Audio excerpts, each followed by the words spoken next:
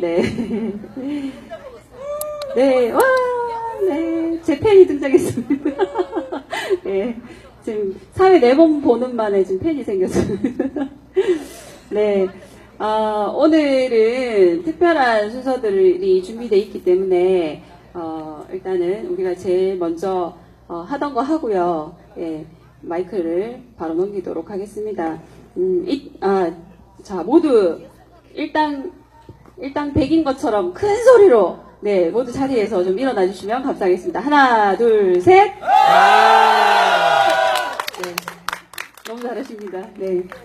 이 땅의 평화와 민주주의를 위해 목숨을 바치신 선배 열사님들과 나라와 공권력 앞에 무고하게 희생되신 모든 국민들을 위해 먼저 묵념하는 시간을 가지도록 하겠습니다. 일동 묵념.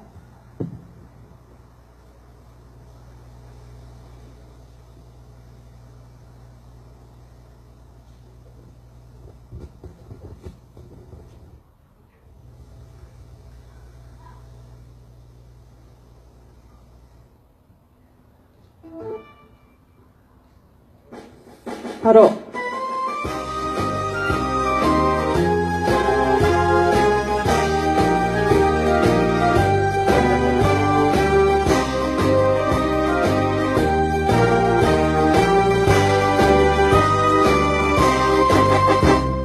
사랑도 명예도 이름도 남김없이 한평생 나가자던 뜨거운 맹세 동지는 간대 없고 깃발만 나부겨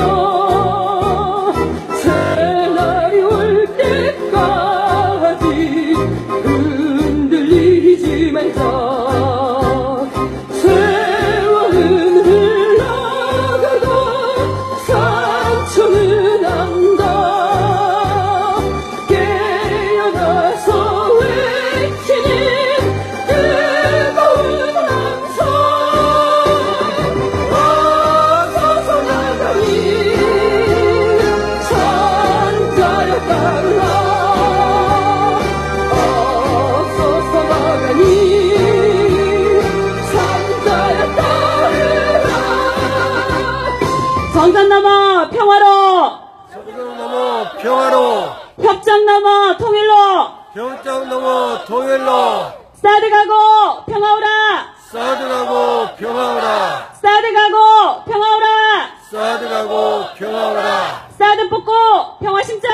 사드 뽑고 평화 심자. 네, 감사합니다. 모두 자리에 앉아주시면 감사하겠습니다. 네. 오늘은 예고 드렸던 대로, 정말 지금 엄청 바쁘실 텐데도 저 귀한 분을 한분 모시고 강연을 들어보려고 하는데요. 물론 다 그 포스트를 보고 아시겠지만, 간단하게 소개를 좀 해드리도록 하겠습니다. 세종연구소 북한연구센터 개건연구원이시고, 국가안전보장회의 사무처 행정관이시고, 그다음에 대통령 비서실 외교안보정책실 국장, 그다음에 카이스트 미래전략대학원 연구 교수님, 그리고 현재는 개성공업지구 지원재단 이사장과 관리위원장님을 역임하고 계시는 우리 김진향 교수님을 정말로 귀하게 모셨습니다. 그래서 오늘은 분단을 넘어 평화로, 그다음 평화체제를 위한 대장정이라는 주제로 그 1시간여 분 동안 강의를 해주실 거고요. 혹시 들으시면서 평소에 궁금하셨던 점 있으시면은 질문도 이제 받아보는 시간을 가지도록 하겠습니다. 근데 이제 나오시기 전에 오늘 우리 서울에서 오신 촛불님들 보여요, 그죠? 손 한번 흔들어 주세요. 네. 네, 교수님, 서울에서 교수님 강의 들으시러 지금 오셨어요. 네.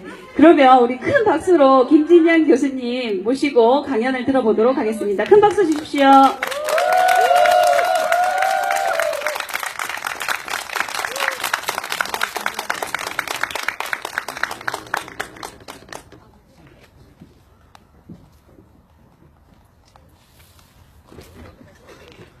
나를 따라다니요. 반갑습니다. 김진양입니다. 서울서 왜 오셨어요? 서울서 왜 오셨냐고요? 서울서 들으시지.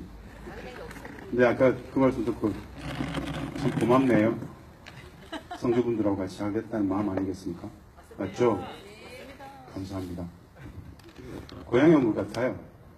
아시는 분들은 아는데 제 고향이 강 건너에 있습니다. 하산에서 태어났습니다. 하목동에 태어났습니다. 예, 여기 태어났고요. 그 옆에 있는 동곡에서 45년을 했죠. 동곡 팔매국밥 아십니까? 네. 저희 집입니다. 네, 저희 집입니다. 제가 어려서 그때만 동곡 장터가 있었죠. 장터에서 컸던 시절이었습니다. 지금 서울에 간 지는 15년밖에 안 됐습니다. 와보니까 성주는 어릴 때도 많이 왔었습니다. 선남, 오랑, 북쪽 어릴 때 늘 놀던 곳입니다. 지금 그 동곡 할매국밥 하고 있는 하고 계신 형수가 성주의 그 작은 동, 작은이 아시죠? 거기 분이십니다. 네, 맞습니다. 진짜 제가 좋아하는, 존경하는 형수님이신데 성주 분들 다 양반이에요. 저희 어머님도 성주이십니다. 이렇게 자꾸 이렇게 공통점을 찾으려고 합니다. 서울에서 오지 않았다는 말씀을 드리고 싶은 거예요. 그 고향 사람이다. 고향 후배다. 이런 생각들 가지시면 됩니다. 성주군청에 잠시 들어갔다 양치질을 하고 왔는데, 클린 성주. 진짜 좋은 것 같아요. 클린 성주. 그런데 현실이 참 가슴이 아프죠? 예. 이 별빛마을 참으로 좋은 성주 땅에 왜 이 자리에 이 시간에 이 밤에 물론 새로운 계기가 되어가지고 이런 많은 인연들을 만나고 계시지만 마음이 아픈 건 어쩔 수 없는 것 같습니다. 저는 원래 북한 통일 문제를 정한 학자입니다. 학자가 좋은 계기가 되어가지고 돌아가신 노무현 대통령 모시고 청와대에서 5년간 남북한 국장과 비서관을 해석드렸습니다. 저 뒤에 지금 앉아 계시는 김충환 선배님 당시에 청와대에서 같이 근무를 했었죠. 제가 매우 좋아하는 형님입니다. 존경하지 않습니다. 진짜 좋아합니다. 존경 안 합니다. 진짜 좋아합니다. 술도 좋아하고요. 술도 좋아하고 풍류도 좋아하고 인간적으로 진짜 많이 대구 경북 그 젊은 시절을 대구에서 참 많이 배웠던 형님이기 때문에 존경한다는 말보다 그냥 진짜 좋아하는 형님입니다. 형님 전화 와가지고 야 한번 내려와라. 예 가야죠. 예 가야죠. 바로 일정을 잡았습니다. 이렇게 뵙게 돼서 진짜 너무 반갑습니다. 마음이 진짜 무거웠습니다. 최초에 외관서부터 성주 터지고 이 과정들은 저한테 사실은 뭐 형님 이야기하기 전에 김종대 의원도 왔었을 것이고 정욱희 박사도 많이 왔었었죠. 늘 같이 만난 동료들입니다. 오랜 관계들이죠. 자주 이 사드 문제라든가 주한미군 문제라든가 한미 문제에 대해서 10수년 전부터 늘 같이 연구했던 동료들입니다. 제가 늘 그들한테 얘기했어요. 내 고향이다. 가서 잘해라. 내려올 때도 마음이 좀 그랬습니다. 분단. 저한테는 지금 오늘 여러 선생님들하고 나눠야 될 1시간의 시간이 있습니다. 1시간. 이게 진짜 말이 안 됩니다. 70년 분단 체제를 1시간 만에 이야기할 수 없습니다.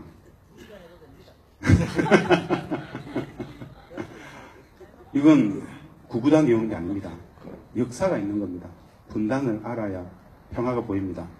그런데 이미 그 지난했던 사드 투쟁의 과정 속에서 본질들을 이미 다 보셨을 겁니다. 나라가, 국가가, 정부가 그럴 수도 있구나. 이게 우리들의 삶을 통틀어서 삶을 살아왔을 때 이게 말이 돼? 현실이죠. 사실은. 다 보셨어요. 그래서 이해가 바를 거라 생각이 들고 오늘 제가 여러분들한테 나누고 싶은 마음이 하나 있어요. 그냥 동병상련의 마음을 나누고 싶습니다. 특별한 어떤 지식, 진리, 지혜를 나누는 자리가 아닙니다. 여러분들이 지극히 옳다. 누가 물어보더라도 너무너무 마땅히 옳다라는 응원, 용기의 마음들을 나누고 싶어서 왔습니다. 정리된 이야기를 가지고 좀 말씀을 드리려고 하는데요.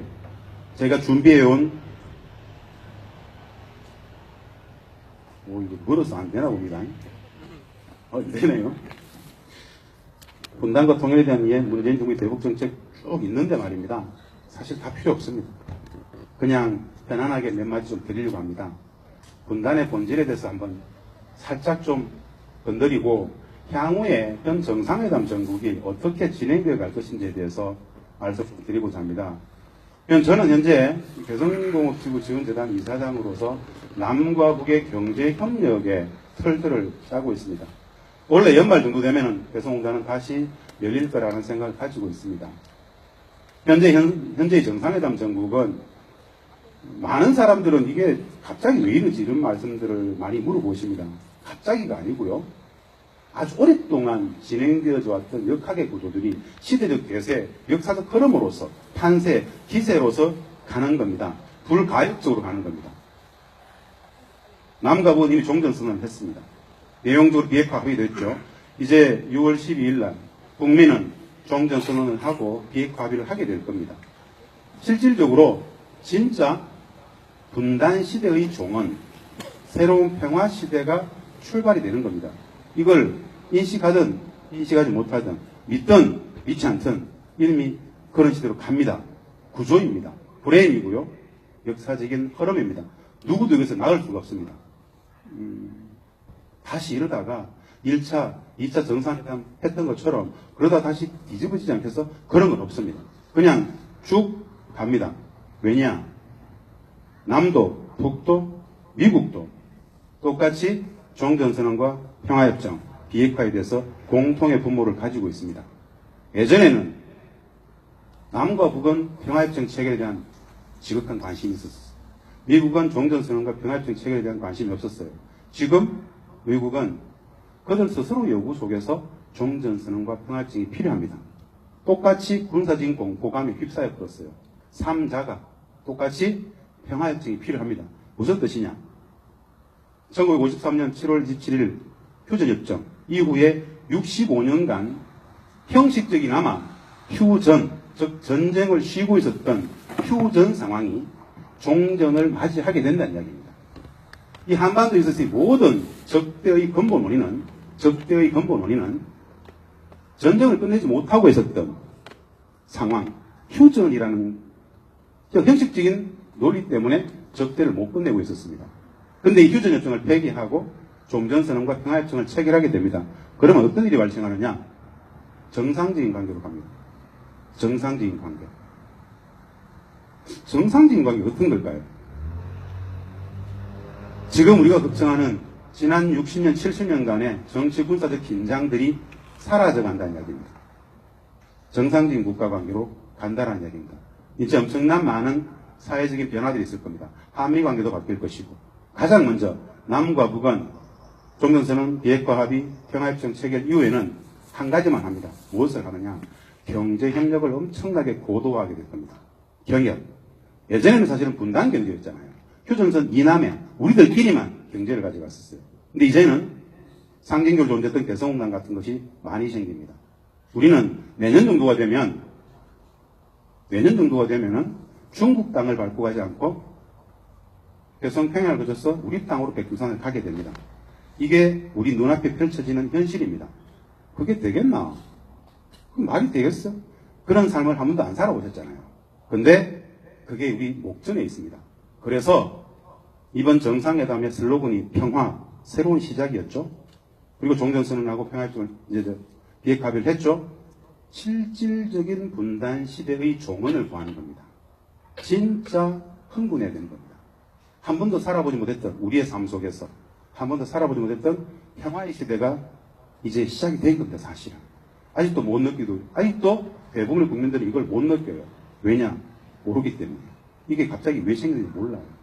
그 말씀들을 조금 드리려고 하는데요. 한 가지 먼저 좀 짚어보고 갈게요. 우리가 지난 70년간 분단 체제를 살았습니다. 분단 체제. 부지불식간에 그 분단 체제를 살았어요. 엄혹한 분단 체제.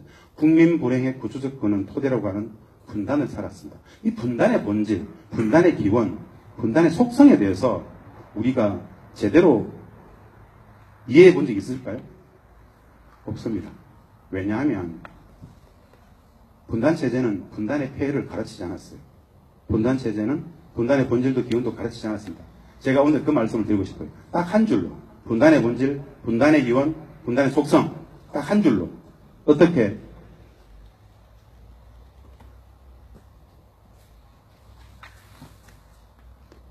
잘 안 넘어가네요. 여기 분단에 다 있습니다. 이 한 장의 사진에. 뭐냐? 분단의 본질, 분단의 기원, 분단의 속성은 카이로다, 포츠담이다, 얄타다, 모스크바 삼상이다 이런 거 말고 딱 하나. 이 땅의 분단은 외세가 갈랐다. 남과 북, 우리들을 의지하는 무관하게 국제정치적 패권의 질서, 외세가 갈랐다. 이게 분단의 모든 것을 설명합니다. 저기 보이는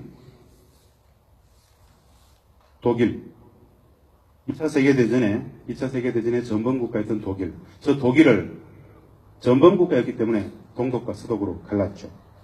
똑같은 이치대로라면은 저 전범국가 일제를, 일본 반도를 반으로 갈랐어야 하죠. 왜 이 땅이 난유해짐을 당했을까요?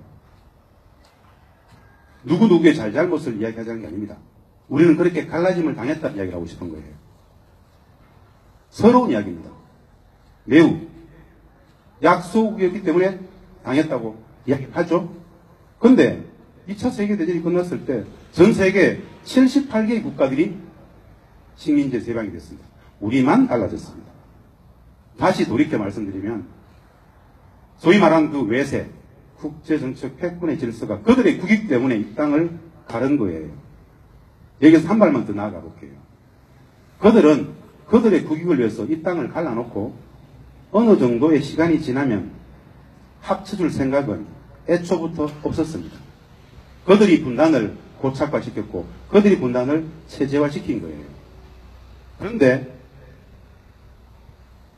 역사는, 교육은 남북의 분단을 남북의 이념 갈등으로 분단이 됐다라고 잘못 가르치고 있어요. 그 분단을 국제정책 패권의 질서가 그들의 국익을 위해서 고착화시키는 과정에 동원했던 기제가 이념 갈등이라는 겁니다. 그 분단에 저항했던 대부분의 독립운동지사들은 어떻게 됐겠을까요? 다 죽임을 당했습니다. 김구 선생, 몽양 영원영 선생, 김규직 선생, 수많은 독립운동지사들은 그 분단에 저항하다가 대부분 총 맞고 죽죠. 그 시기에는 그 분단에 저항하면 안 되는 겁니다. 그렇게 분단이 70년간 구조가 되고 체제화되었습니다. 자, 1945년 그 분단, 그 외세, 그들이 국익을 위해서 이 땅을 갈랐죠. 그 당시에 국제정치 패권의 질서로서 갈랐던 그 분단의 본질과 2018년 현재의 분단의 본질이 다를까요? 다들 조용하니까. 다를까요? 같습니다. 쓸쓸한 이야기지만 같습니다. 근데 그것을 함부로 말하기는 굉장히 꺼려져요. 굉장히 그렇게 이야기했다가는 종북 좌빨 소리 들 것 같아요. 여러분들 이미 종북 좌빨입니다. 걱정하지 마세요. 말씀하세요. 괜찮아요. 얼마 전에 당의 당대표가 그렇게 얘기했어요. 영남에서는 빨갱이가 뭐냐? 내 의견하고 다르면 다 빨갱이다. 이렇게 얘기했잖아요. 참 참혹한 이야기입니다만 분단에 대해서 말씀을 드리고 싶었습니다. 이게 분단의 다입니다. 더도 덜도 아무것도 아니에요. 비정상이죠. 그 비정상적인 분단 체제를 유지하기 위해서 또 얼마나 많은 거짓들을, 왜곡들을, 오도들을 쌓아왔겠습니까? 분단 정체사를 전공한 학자들 입장에서는 이 분단은 거짓의 무덤입니다. 참혹한 거짓의 무덤입니다. 엄청난 공포감을 쌓아놓고 누구도 그 분단에 저항하지 못하도록 물리력으로서 그냥 가둬버렸던 비정상이었습니다. 그 한 가지 본질을 꼭 잊지 말자는 것. 이 분단의 본질을 알게 되면 평화가 보입니다. 통일도 보입니다. 분단의 본질은 외세가 갈랐죠. 외세가. 그러면 그 분단을 극복하기 위해서 남북이 만나야 되는 겁니다. 평화, 통일, 남과 북이 잘해야 되는 겁니다. 물론 외교도 잘해야 되겠죠. 본질은 남과 북이, 북과 남이 만나면 손을 잡으면 되는 겁니다. 지금의 현재 그런 겁니다. 김대중 대통령이 있었습니다. 노무현 대통령이 있었습니다. 그 시절 남북관계는 아주 화해 협력의 기조였어요. 서로 남북이 손을 잡았기 때문에. 남북이 손을 안 잡으면 어떻게 됩니까? 국제정책 100분의 질서가 다시 장난을 치죠.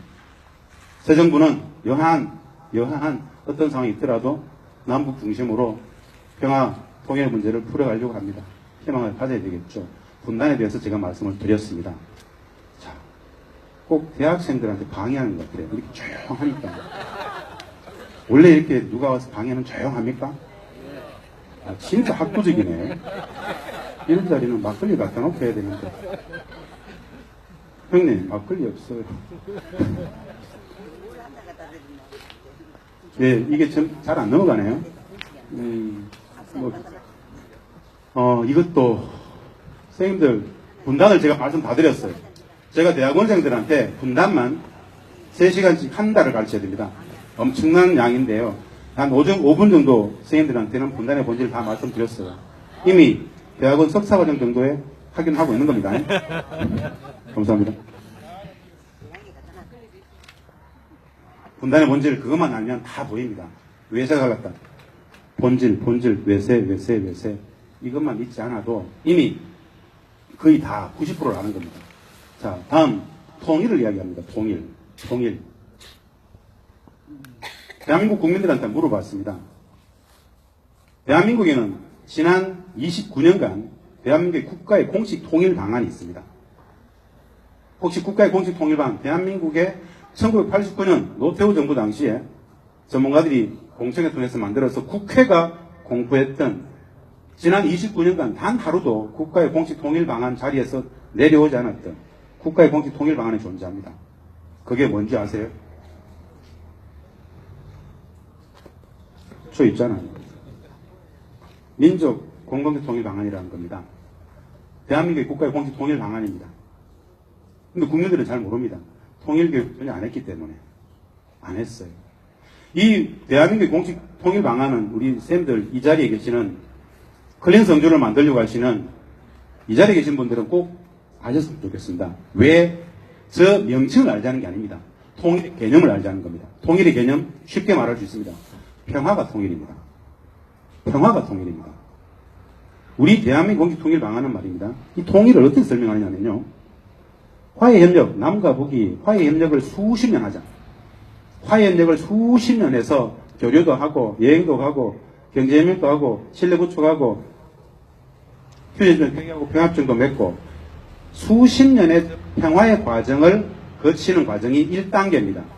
저 오랜 수십 년의 평화의 과정 이후에 남북연합으로 가자.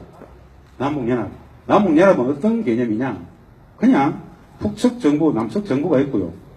기존에 양 지역 정부가 갖고 있는 모든 권한들을 그대로 다 갖고 있으면서 상위에다가 남북 정상회의, 남북 강요회의, 국회 개개 남북 평의 이 세 개의 회의체를 운영하면서 이 상위에 한 이 세 개의 회의체가 나라의 통일 문제를 협의하도록 하는 겁니다. 이 남북연합을 또 수십 년 하다가 완전 통일은 그 수십 년 이후에 그 시대를 살아가는 후대들이 알아서 결정하게 하자. 체제와 제도, 조선선거 물고 한 사람 대통령 뽑고 이 모든 것을 수십 년의 과정 이후에 그 시대를 살아가는 후대들이 결정하게 하자. 이게 우리 대한민국의 국가의 공식 통일 방안입니다. 89년도, 지금 29년 전에 공포했던 통일 방안이에요. 혹시 들어보신 적 있으세요? 아니요. 여러분들은 아셔야지. 통일 대박은 아, 센스 있으시다. 평화가 대박입니다. 통일은 이 과정을 거치지 않는 수십 년의 신뢰 구축 평화의 오랜 과정을 거치지 않는 갑작스러운 통일은 전쟁밖에 없습니다. 그건 거짓말입니다. 우리는 통일 그러면은 완전 통일 이것만 생각하죠. 그 앞에 있는 수십 년의 화해협력과 남북협력의 오랜 과정을 거치지 않는 갑작스러운 뭐 도둑처럼 찾아온다, 새벽처럼 찾아온다 다 거짓말입니다. 사악한 거짓말이에요. 전쟁밖에 없어요. 사실 그런 건 없습니다. 평화가 대박입니다. 이 수십 년의 과정은 뭐죠? 평화의 과정입니다. 평화 공존의 과정이에요. 평화 공존 진짜 쉽습니다. 진짜 쉬워요. 행복한 평화, 너무 쉬운 통일이라고 저는 늘 주장합니다. 왜 너무 쉬운 통일이냐? 평화가 행복한 건 다 아시죠? 행복한 평화 맞죠? 너무 쉬운 통일? 그 통일은 말입니다. 우리 경상도 말로 고개 한번 끄덕이면 됩니다. 이건 충분합니다. 우리 성주에도 다문화 가정들이 있죠. 많죠. 그 다문화 가정은 다양성 존중 입장에서 그냥 상식적으로 인정합니다. 다문화를 인정할 수 있을 마음의 반이면 이미 통일입니다. 남과 북이 체제와 제도를 달리하는 남과 북이 그 다름에 대해서 고개 한번 끄덕이면 됩니다. 그 다름은 말입니다. 옳고 그름, 맞고 틀림, 선과 악 이런 이분법적 흑백 논리로서 재단할 수 있는 것이 아닙니다. 사실은. 그런데 분단체제는 그것을 맞고 틀림, 옳고 그름으로 계속 가르쳐요. 우리가 맞고 틀렸다고 자꾸 가르칩니다. 적절치 않습니다. 적절치 않아요. 다름입니다. 저희들은 개성에서 14년간 공단을 운영하면서 북쪽 사람들과 같은 공간에서 같이 일을 했습니다. 남쪽 사람, 북쪽 사람이 한 공간에서 함께 일을 합니다. 진짜 친해집니다. 별로 그거 속에 생각이 좀 다를 수 있어요. 근데 그 생각이 다르다는 것이 서로 불편하지 않아요. 생활 양식, 사고방식이 좀 다를 뿐입니다. 그것이 공존하지 못할 다름은 아니에요. 살아보니까 그렇더라고요. 그 안에서, 그 남과 북의 우리 개성당 관리위원회에서 14년간 같이 있었는데, 누가 더 착할 것 같아요? 누가 더 착할 것 같습니까? 함부로 말하면 안 됩니다, 이거. 수용복됩니다. 생각 잘 해보세요. 이 자리에 지금 저 이외에도 개성당에서 근무했던 사람도 있습니다. 사실은 말입니다. 참 간단치 않습니다. 북쪽 사람들은 지금 살짝 자기 검열했습니다. 굉장히 순수하고 막습니다. 착합니다. 뭐 어떻게 하겠습니까? 사실인데. 보편적으로 그렇습니다. 그런데 우리들의 이미지에 갇혀있는 북은 어떤 이미지입니까? 두려움 존재, 두려움, 경계감, 무섭다 막 이렇게 얘기를 해요. 만나보지도 않고 말입니다. 만나보세요. 대화해보세요. 눈물 납니다. 다 무너집니다. 그렇게 친해지는 개성에서 만나서 그렇게 한 공간에서 같이 사무실에서 막 오랫동안 친해진 애들끼리 농담으로라도 거짓말을 하는 것은 우리입니다. 농담 삼아라도 그렇다는 겁니다. 예, 순수하고 맑은 애들이 있습니다. 만나게 될 겁니다. 이제 이 회담 정국이 끝나게 되면 자연스럽게 만나게 될 겁니다. 이 자리에는 지금 70년의 삶, 80년의 삶, 60년의 삶을 살아오신 다 하나하나 역사인 분들이 계세요. 그 지난 60년, 70년, 80년의 역사 삶 속에서 늘 주입받았던 두려움, 적대감, 경계감, 그 이미지가 진짜 존재할까요? 만나서 확인해 보십시오. 제가 진심으로 드리는 이야기입니다. 분단체제는 비정상이죠. 나쁜 새끼들, 헐벗고 굶주리는 것들, 찌질한 놈들, 루저들, 상종 못할 놈들, 용서받지 못할 놈들, 이라는 이미지를 계속 심어주는 것이 분단체제입니다. 그것이 당연한 진실이었잖아요. 그게 상식이었잖아요. 그렇게 같이 이야기 안 하면 안 됐잖아요. 근데 이제 앞으로 이제 남북이 만나게 될 겁니다. 우리 문재인 대통령하고 김정은 국무위원이 만났습니다. 생중계를 했어요. 거기에 비춰지는 북측 사람들의 모습은 어떻습니까? 정복입니다. 눈치 보고 얘기하셔야 됩니다. 진짜 선생님들, 진짜 제가 이런 표현을 합니다. 그냥 간단치 않습니다. 분단체제는 그런 겁니다. 근데 이 비정상성을 일상성으로 가져와야 됩니다.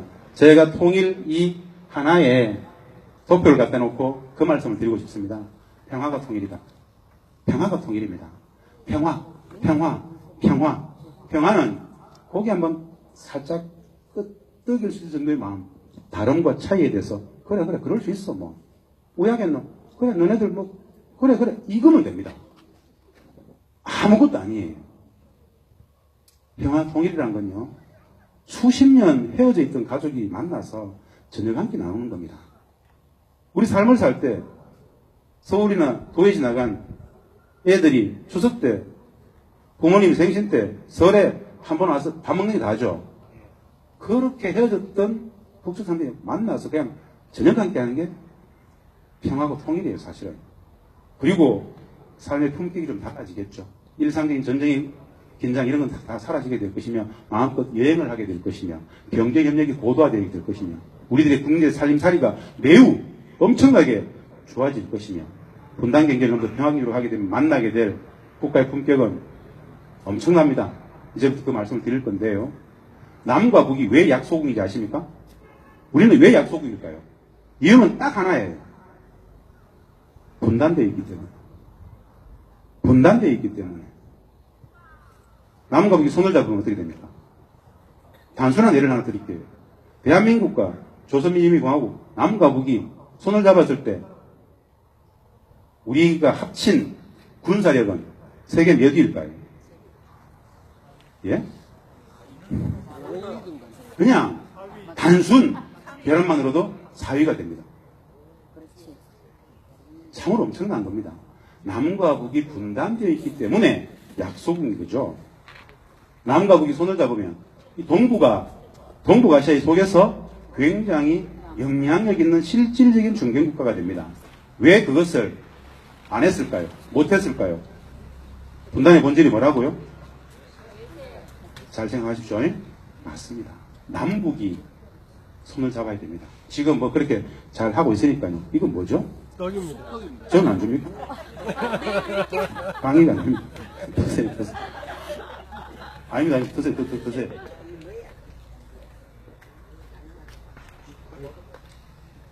네. 이 한 장의 도표를 가지고 제가 선생님들한테 드리고 싶은 딱 한마디입니다. 평화가 통일입니다. 평화라고 생각하십시오. 평화 공존을 생각하십시오. 그런데 또 한 가지 더 사실 말씀드립니다. 남과 북은 말입니다. 이미 18년 전에, 딱 18년 전에 남과 북은 우리 대한민국의 공식 통일 방안인 이 민족 공동체 통일 방안에 1단계 화해협력을 거쳐서 2단계 남북연합까지 가자라고 통일 방안을 합의를 했어요. 아세요? 모르시는 분이 대부분입니다, 사실은. 국민들이 물으면 잘 몰라요. 남과 북은 이미 통일 방안을 합의했는데 그 통일 방안이라는 게 우리 대한민국의 공식 통일 방안 1단계, 2단계까지 합의한 거예요. 바로 2000년 6.15 공동선언 2항입니다. 남과 북은 남측의 연합제안과 북측의 낮은 단계 방향으로 공통성이 있다고 인정하고 이 방향에서 통일을 제안한다. 사실은 우리 대한민국의 국가연합제 2단계까지 합의한 겁니다. 남과 북은 말입니다. 통일 방안조차 합의했는데 왜 평화도 통일도 안 될까요? 통일 방안까지 합의했는데 왜 안 될까요? 그 사이에 이거 드신다고 잊어버렸습니까? 맞습니다. 그들은 잊지 마십시오. 위일중러 그들은 한반도의 통일을 원하지 않는다는 건 아시죠? 정확하게 아십시오. 틀렸습니다. 그들은 그냥 원하지 않는 게 아닙니다. 매우 적극적으로 방해합니다. 팔짱 끼고 그냥 별로 원하지 않아요. 이게 아니에요. 아주 고도로 직접적으로 개입해서 방해한다고요. 그래서 더욱더 남과 북이 정신 차리고 잘해야 된다고요. 이해되시죠? 네. 통일을, 평화를 남과 북이 하지. 대한민국 일본과 합니까? 북이 중국과 합니까? 남과 북이 하는 거예요. 그래서 우리 민족끼리 진짜 잘해야 되는 거예요. 이해되시죠? 네. 외세 정리 다 했습니다. 이 자리에 계신 모든 분들에게 분단하게 석사기를 수여하노라. 그 본질만 알면 사실 이 세상이 다 보입니다. 분단 정사가 다 보입니다. 이렇게 간단한 거예요. 딱 10분이면 되잖아요. 왜 안 가르쳤을까요? 분단 체제는 이것을 구조적으로 결코 가르치지 않습니다. 이 본질을 알면 국민들이 용납했겠습니까? 전혀 가르치지 않습니다. 가르쳐야 됩니다. 이제는 가르치게 될 겁니다. 상식이 될 겁니다. 이 진실이 상식이 될 거예요. 그러면 품격 높은 평화사회, 통일사회로 나아가게 되는 겁니다. 자, 여기까지가 제가 분단과 평화에 대해서, 분단과 통일에 대해서 설정했던 내용들입니다. 문재인 정부의 대북정책에 대해서는 쉽게 말하면 딱 정리하면 문재인 정부의 대북정책은 오직 평화입니다. 오직 평화. 비핵화, 평화협정. 비핵화를 통한 완벽한 평화체제를 구축하겠다. 이게 베를린 선언에 나온 건데요. 이런 내용입니다. 오직 평화, 핵과 전쟁 없는 한반도, 비핵화와 전쟁 없는 한반도 평화협정입니다.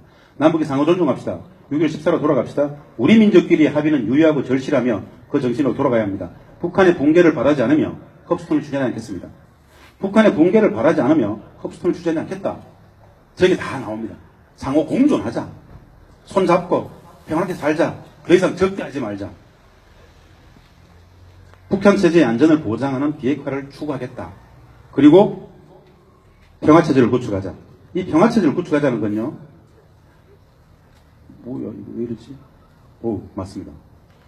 평화체제를 구축하자는 것은 현재는 분단체제입니다. 남과 북 분단체제죠. 분단체제를 허물고 평화체제를 구축하겠다는 건데요. 핵심이 뭐냐? 종전선언과 평화협정 체결입니다. 항구적인 평화체제를 위해서 쉬고 있는 이 전쟁 상태를 휴전을 종식시키고 전쟁을 끝났다고 선언하자. 종전선언을 하자. 그리고 평화협정을 맺자. 이게 다입니다. 얼마나 간단해요. 전쟁 상태를 끝내고 평화협정을 맺자. 종전과 평화협정 체결. 그 평화협정 체결 안에 비핵화가 들어가는 겁니다. 비핵화와 평화협정은 동격의 가치가 아니에요. 평화 안에 비핵화가 있는 거예요. 즉, 평화를 위한 비핵화예요. 비핵화와 평화는 같은 가치가 아니라고요. 종전선언과 평화협정 안에 비핵화가 갈 수 있기 때문에 걱정할 게 없어요. 다 합의가 되는 것이죠. 다시 말씀드리지만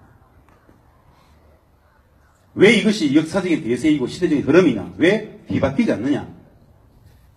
남도, 북도, 미국도 마찬가지로 그리고 중국도 마찬가지로 종전선언 평화협정 비핵화에 다 똑같은 가치, 공유할 수 있는 가치가 있을 수 있어요. 불편한 진실을 하나 말씀드리겠습니다. 불편한 진실을 말씀드릴게요. 어떤 불편한 진실이냐? 우리는 전쟁의 개념을 북이 우리 대한민국을 남침하는 것을 전쟁의 개념으로 보죠. 당연하죠. 북이 생각하는 전쟁의 개념은 어떤 걸까요? 미국이 북을 치는 것을 전쟁의 개념으로 봅니다. 즉, 북은 남을 본질적으로 한번 여쭤볼게요. 제가 진짜 본질적인 문제 한번 던져볼게요. 북은 전쟁을 원할까요? 평화를 원할까요? 여러분들 다 종북입니다. 선생님들, 이 말을 참으로 하기 힘듭니다. 다른 데서는. 근데 이 학자인 우리는 이걸 이야기를 해야 됩니다. 그들도 사실은 진실로 평화를 원한다는 이야기를 눈물나게 하고 싶어요. 우리가 지난 70년 그 전쟁 이후에 진짜 지극하게 평화를 통일을 원했잖아요. 근데 개성 가가지고 그렇게 부대끼고 살아보면서 수많은 토론을 하고 논쟁을 하고 싸우기도 하고 하는 과정 속에서 확인한 과정 속에서 결국 남는 게 있었어요. 야, 얘들도 결국 진실로 평화를 원했구나. 우리가 그렇게 지극히 평화를 원했고 얘들도 이렇게 지극히 평화를 원했는데 왜 분단이 유지되는 거죠? 석사학위를 인정하노라. 맞습니다. 슬픈 이야기입니다. 사실은 진짜 슬픈 이야기입니다. 본질을 알아야 됩니다. 근데 이제 다 공감대가 생겼습니다. 미국도 평화협정이 필요하게 됐습니다. 미국도 종전선언이 필요하게 됐습니다. 예전에는 별로 필요 없었어요. 북측은 미국에게 사실은 일관되게 요구했습니다. 한반도에 있어서의 모든 적대의 근본 원인은 전쟁을 끝내지 못하고 있는 이 휴전 상황 아니냐. 휴전 상황을 종전선언하고 평화협정을 맺자라고 수십 년간 북측은 미국에게 계속 요구했습니다. 우리 국민들은 모릅니다. 뭐 그런 건 알려주지 않으니까요. 미국은 들어줄 생각이 없었어요. 굳이 뭐 평화협정을 맺어준들 미국에게 떨어지는 이득이 별로 없잖아요. 근데 그것이 바뀌어 버렸어요. 이제는 미국도 평화협정을 체결할 수밖에 없는 상황에 몰려버렸어요. 그게 뭐죠? 석사학위를 인정하노라. 맞습니다. 예. 참으로 단순한 이야기입니다, 이거. 너무 단순한 이야기예요. 맞습니다. 그게 본질입니다. 북이 핵을 가지게 되었습니다. 대륙간 탄도미사일을 가지게 되었습니다. 북측이 우리가 대충 추정컨대 군사적으로 추정해보면 핵탄두를 최소한 25개에서 많게는 65개 정도로 봅니다. 반면에 미국은 공식적으로 발표된 건 핵탄두가 한 8,000개에서 한 12,000개 정도 됩니다. 압도적으로 뭐 수가 차이가 나죠. 근데 죽는 건 똑같아요. 군사적 공포가 형성이 되어버렸습니다. 지난 몇 년간 엄청난 전쟁의 위기가 있었죠. 지난 수년간 전쟁의 위기가 엄청났지 않습니까? 특히 지난해 그랬죠. 그 모든 전쟁 위기의 본질이 뭔지 아세요? 그 모든 전쟁 위기의 본질은 뭐냐? 미국의 입장에서는 지난 65년간 전쟁을 끝내지 않고 있는 표준 상황인 유일한 나라가 북한 애들인데, 저 북한 애들은 미국한테는 적입니다. 적. 전쟁 중이면 적입니다. 전쟁 중이니까. 그래서 러브스테이트, 불량국가, 깡패국가라고 계속 욕했잖아요. 그런 불량국가 애들이, 가장 불신하는, 신뢰할 수 없는 애들이 핵과 ICBM, 즉 대륙간 탄도미사일을 가지게 돼버렸어요. 언제 날아올지 몰라요. 쟤들이 가지게 돼버렸기 때문에, 옛날에는 일방적으로 미국이 북측에 생사 여탈권을 쥐고 있었지 않습니까? 북측도 마음먹으면 같이 죽을 수 있어요. 이게 엄청나게 불안해졌어요. 이 엄청난 불안감이 미국으로부터 하여금 향후에 저 나쁜 놈들이, 북측 애들이 우리를 착 때리면 우리도 죽는데, 향후에 있을지도 모를 그 미래의 전쟁을 예방하기 위해서 먼저 북측을 선제 타격해버릴까 말까? 이것을 굉장히 고민했던 게 전쟁의 위기입니다. 근데 사실 그건 이미 오래전에 그렇게 하지 못한다라는 결론이 나 있었어요. 한 번에 때렸는데, 때릴 수 있는데, 다시 미국도 공격을 받을 수밖에 없어요. 킬천이 안 돼요. 핵무기가 어디 있는지도 모른단 말입니다. 완벽히 다 썰어버리려면은, 남한도 다 날아가야 되고, 중국의 동북 삼성도 다 날아가야 되고, 일본도 같이 날아가야 돼요. 그런 전쟁을 왜 합니까? 하지 않죠. 그래서 이미 가설이 성립되지 않아요. 그걸 할 것인가 말 것이냐. 즉, 미국이 선제 타격을 할 것인가 말 것인가에 대한 논쟁이 전쟁 위기의 본질이었습니다. 결국 이 전쟁 위기의 본질은 무엇이 배경이 되었습니까? 미국 스스로도 맞을 수 있다라는 군사적 공포감이 이 전쟁 위기의 본질이에요. 때리지 못해? 근데 군사적 공포감은 계속 있어요. 이 불안한 상황을 종식시키기 위해서는 휴전협정을 평화협정으로 바꿔야만 정상적인 관계로 갈 수 있겠죠. 미국은 중국과 러시아의 핵을 두려워하지 않아요. 왜냐? 정상적인 관계이니까. 평화적인 관계이니까. 근데 유일하게 65년간 전쟁을 못 끝내고 있는 불안한 관계가 북미 관계예요. 그래서 이 북미 간의 불안한 휴전 상황을 종전선언하고 평화협정을 맺어야만 하는 미국 내적인 요구가 생겼기 때문에 현재의 남북미 플러스 중국까지 포함하는 종전선언과 평화협정이 같이 간다라는 말이에요. 물론 전제적 조건은 같이 비핵화를 하겠다는 것이죠. 비핵화를 포함하는 종전선언과 평화협정을 하겠다. 남북 미중이 이미 의견 합의가 됐단 말이에요. 종전선언이 있고 평화협정 체결은 우리 눈앞에 있다라는 것이죠. 그래서 4월 27일 남과 북은 한반도의 평화와 번영, 통일을 위한 판문점 선언을 완벽히 만들었습니다. 이제 협상의, 휴전협정의 조인 당사자였던 북한과 미국, 그들의 협정만 남았습니다. 6월 12일 날 하게 됩니다. 그 이유는 어떻게 될까요? 새로운 시대가 열리는 겁니다. 그것이 현실이라는 것이죠. 이것은 역사적 대세, 시대적 흐름, 거역할 수 없는 판세, 기세다라는 겁니다. 구조적 분석이 아닌 그냥 판세예요. 그 시대를 대비하자는 것이죠. 그 시대는 어떤 시대가 될 것이다? 남과 북의 경제협력이 매우 고도화되어지는 상황일 것이다. 그 경제협력 고도화에 대해서 일부분 설명하고 마치겠습니다. 넘어가겠습니다. 이거 다 넘어가겠습니다. 제가 이 강의는 원래 4시간짜리 강의거든요. 여러분들 이미 사학위를 가졌기 때문에 이렇게 빨리 해도 됩니다. 너무 걱정하지 마세요. 미국의 전략기관은 사실은 이건 제가 간단히 한 소개하겠습니다. 이 정도는 알아두면 좋겠습니다. 남도 북도 종전선언 평화협정이 필요하죠. 트럼프의 전략 변화가 하나의 계기가 되는데요. 트럼프는 말입니다. 트럼프 대통령은 후보실로부터 일관되게 했던 이야기가 있습니다. 미국은 수십 년간 세계의 치안을 유지하는 데 엄청난 돈을 쓰고 있다. 우리는 세계의 경찰이기를 점점 더 원하지 않고 있다. 우리는 우리 자신의 치안을 유지하기를 원한다. 후보실 공약 이런 게 있어요. 미국은 더 이상 다른 나라 문제를 더 이상 간섭하지 않겠다. 미국은 더 이상 세계 경찰이 아니다. 전쟁을 계속하고 외국의 군대를 주도를 지킬 돈이 없다.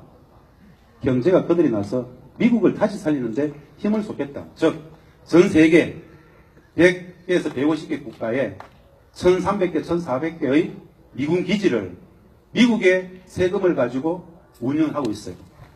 유일하게 우리는 주한미군 주둔비를 반반 나누죠. 다른 나라에서는 미국은 자기들의 돈을 가서 다 운영합니다. 트럼프는 저게 진짜 못마땅한 거예요. 왜? 굳이 왜? 2차 세계대전이 끝나고 70년이 다 돼가는데 이제 좀 그만하자 좀. 더 진절머리 난다. 라는 트럼프의 정책에 미국의 51%가 박수를 치는 거예요. 힐러리 클린턴은 뭐죠? 그래서 그런 트럼프에게 노벨상 뭐라고 한번 줘버립시다. 그러죠. 줘버리자고요. 맞아요. 힐러리 클린턴은 전쟁의 미군 주둔, 소위 말하는 군사적 패권 중심의 세계 질서를 계속 구가하겠다라고 계속 밀었죠. 트럼프를 보지 마십시오. 그런 트럼프, 사실은 참 입에 담기 힘든 참 이런 그 트럼프를 밀었던 51%의 미국 시민들의 역사적 흐름을 주목하시면 됩니다. 트럼프가 당선된 것이 아니고 전세계 군사적 패권을 유지하고 됐던 힐러리가 패배했다는 말을 들었죠. 네. 즉, 전 세계사적으로 더 이상 미국의 군사주의적 일방적 독재 패권주의가 먹히지 않는 시대로 접어들었다는 얘기를 하는 거예요. 이게 역사적인 시대적 대세의 흐름이기 때문에 우리는 이 기회를 잘 포착해서 65년 분단체제의 종집을 찍고 평화협정을 체결하자는 겁니다. 진짜 쉽지 않습니까? 미국도 하겠다는데, 우리도 하겠다는데, 북도 하겠다는데 그 시대가 앞에 와 있어요. 트럼프가 아니더라도 미국인 51%가 원하는 그런 질서의 변화가 우리한테도 엄청난 기회이기 때문에 이번에 확실히 잡자고요. 대한민국 국민들은 전 세계에서 가장 압도적인 민도를 자랑하는 국민들입니다. 물론 이 자리에 계신 선생님들 눈에는 참 여전히 아닌 사람들도 있겠지만 상대적으로 봤을 때 대한민국 국민들은 진짜 민도가 높습니다. 이해되시죠? 우리는 민주주의를 위해서 6개월간 그 엄동설 안에 촛불을 들었어요. 민주주의를 위해서. 근데 생존권이 달려있는 평화의 문제, 통일의 문제에 대해서는 아직은 눈들을 잘 못 뜨고 있는데 분단체제를 넘어서 평화로 가게 되면 그것 또한 마찬가지로 순식간에 문제일 것이다 라고 봅니다. 자, 넘어가겠습니다. 지금 저한테는 얼마의 시간이 남았습니까? 이런 상황들을 보셨습니다, 여러분들은. 네, 뭐 이런 사진들 다 보셨으니까 넘어가겠습니다. 다 좋은데 말입니다. 얘들만 문제입니다, 지금. 뭐 남북, 남북민 다 만나고 있어요. 중국은 2번 만났죠. 꼭 제가 부탁드립니다. 인식에 있어서. 분단정치사를 전공하면 말입니다. 일제를 만납니다. 이 분단은 일제 식민의 현재 진행형이 분단으로 가능한 건데요. 사실은 일제는 남과 북이 분단되어지는 과정에 가장 깊숙이 개입했던 외세입니다. 패전국가였지만 전범 처리 과정 속에서 그들은 전범 처리가 되지 않고 오히려 이 땅을 가르는 과정에 깊숙이 개입했어요. 일본의 대외 전략의 두 번째가 뭐냐? 첫 번째는 대중국 공세, 두 번째는 한반도 분단의 유지입니다. 지금도 아베의 모습을 보십시오. 계속 의기장을 놓죠? 북한은 얘네들에 대해서 진짜 엄중하게 얘기합니다. 북미 관계가 정상화되는 과정 속에서 일본 애들도 북일 관계 정상을 위해서 계속 협상을 요구하고 있어요. 북이 2주 전에 3주 전에 노동신문에 아주 중요한 메시지를 하나 줬어요. 자꾸 일본 정부가 북미 정상회담을 요구하고 있는데 일제가 조선민족에게 끼친 해약은 전체 일본 반도를 다 팔아서라도 갚지 못한다. 일본이 진정 조일관, 북일관계 정상을 원한다라면 가장 먼저 36년 식민지배에 대해서 가장 엄숙히 사죄부터 하고 협상을 요구하라. 이렇게 얘기를 했어요. 명확하죠, 아주. 일제만은 용서하지 않겠다는 이야기입니다. 무슨 뜻이냐? 현재의 회담 정국에 일제가 가장 깊숙이 개입해서 방해를 하고 있어요. 너네들만은 용서하지 않겠다는 거예요.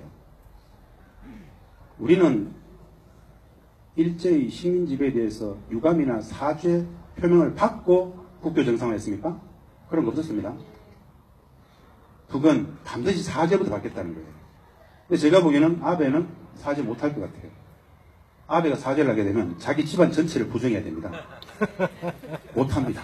그래서 일본은 정권 교체가 될 것 같아요. 안 그러면 재팬 패싱은 명확한 사실이에요. 일본이 바뀔 수밖에 없는 구도를 남과 북이 만나니까 가능한 거예요. 남북이 만남으로써 중국과 일본이 바짝 긴장하잖아요. 일본도 만나려고 하는데 너네들은 사과부터 해라. 엄중히 사죄부터 해라. 전 일본 반도를 다 팔았으라도 일제 3중의 식민지배의 그 반도 못 갚는다. 사죄부터 하라. 명확한 메시지죠. 정신 차려야 됩니다. 진짜 정신 차려야 됩니다. 쟤들은. 네. 잘 안 넘어가네요. 예, 이런 선생님들 이 사진을 보면서 어떤 생각을 하셨어요? 맞습니다. 진짜 그렇습니다. 저는 예전부터 3, 4년 전부터 평화가 임박해 있다는 주장은 참 많이 했었습니다. 사실은. 멀지 않다. 임박해 있다. 더 이상 그래서 버티지 못한다. 평화를 할 수밖에 없다. 계속 그 얘기를 하는데 한 가지 또 그 얘기를 했었어요. 분단은 진짜 장난 같은 것이다.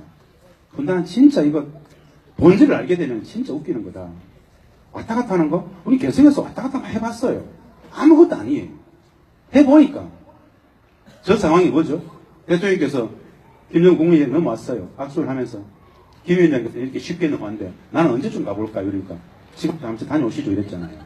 잠시 다녀왔잖아요. 분단은 그런 거예요. 잠시 왔다 갔다 하면 돼요. 그러니까 갔다가 평양에도 왜 못 가겠습니까? 차 타고 왔다 갔다 하면 되잖아요. 1시간 반이면 되는데. 그게 분단이라는 겁니다. 근데 이 쉬운 분단이 왜 지난 70년 그렇게 어려웠을까요?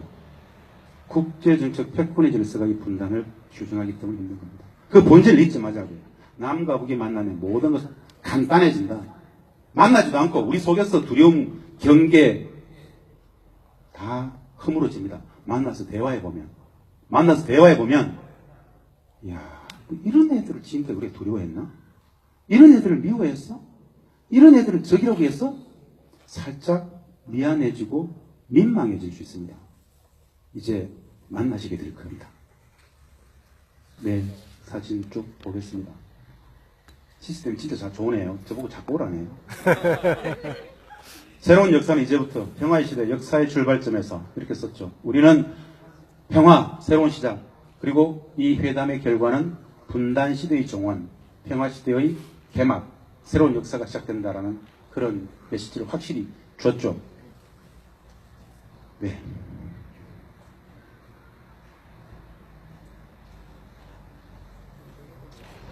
쉬운 겁니다. 진짜 쉬운 겁니다. 만나면.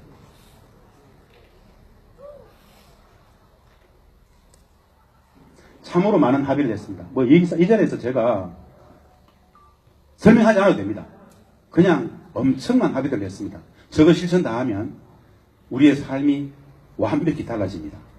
앞으로 엄청난 변화에 우리는 마주하게 될 겁니다. 다 긍정적인 변화입니다. 우리가 주체가 되고 우리 스스로 결정하게 되고 무엇보다 경제가 엄청나게 번영하게 될 겁니다. 비핵화, 종전선언, 평화협정 체결, 이 모든 것들은 오로지 한 곳으로 나아갑니다. 그 한 곳이 뭔지 아세요? 남과 북의 경제 협력의 고도화로 나아가게 됩니다. 경협의 고도화. 수십 년간 펼쳐지게 될 겁니다. 그러면 지난 70년 분단 체제 속에서 섬나라 경제를 유지할 수밖에 없었던 그 한계를 완벽히 벗어나서 대륙경제, 해양경제가 만나는 지경하게 블루오션을 만나게 될 겁니다. 바로 남과 북이 손잡고 평화경제로 가게 되는 과정입니다. 네.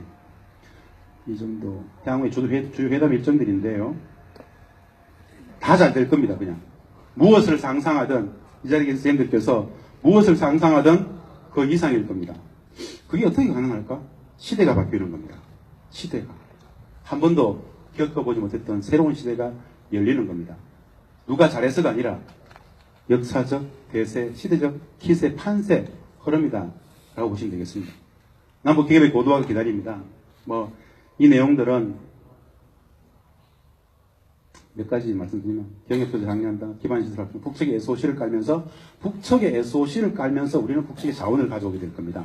유무상통입니다. 이 모든 것은 다 시장입니다. 기회입니다. 경제적 가치예요. 제가 한 가지 분명히 말씀드립니다. 지난 20년간 우리 한국 사회를 지배했던, 남북관계를 압도했던 한 가지 아주 왜곡, 거짓 담론이 하나 있어요. 뭔지 아세요? 퍼주기. 거짓말입니다. 완벽한 사기예요. 왜 그것이 사기냐? 퍼주기의 실체가 뭐예요? 퍼주기의 실체가 뭐예요? 모릅니다. 뭘 공짜로 줬다는 거죠? 뭘 공짜로 줬죠? 그건 없습니다. 없어요. 두 가지 사례를 말씀드립니다. 첫 번째, 지금도 모 당의 모 대표가 자꾸 개성공단을 퍼주기라 그래요. 개성공단을 남측에 일자리 뺏어가는 거라 그래요. 잘 모르는 국민들은 모 당의 모 대표 그러니까 그런가 하고 있어요. 개성공단은 퍼주기가 아니고 압도적인 포옥입니다. 엄청난 포옥이죠. 어느 정도 포올까요? 그 정도 포옥이 아닙니다. 수십 배 포옥입니다. 수십 배. 개성공단 북측 근로자들의 한 달 임금이 2004년, 2005년, 2006년 그 시절 한 달 임금이 얼마였을까요? 아닙니다. 2004년, 5년, 6년 초기 3년간 북측 근로자들의 한 달 임금은 기본급 50불에 연장 야간 특근을 다 했을 때 다 받아서 6만 3천원을 받았습니다.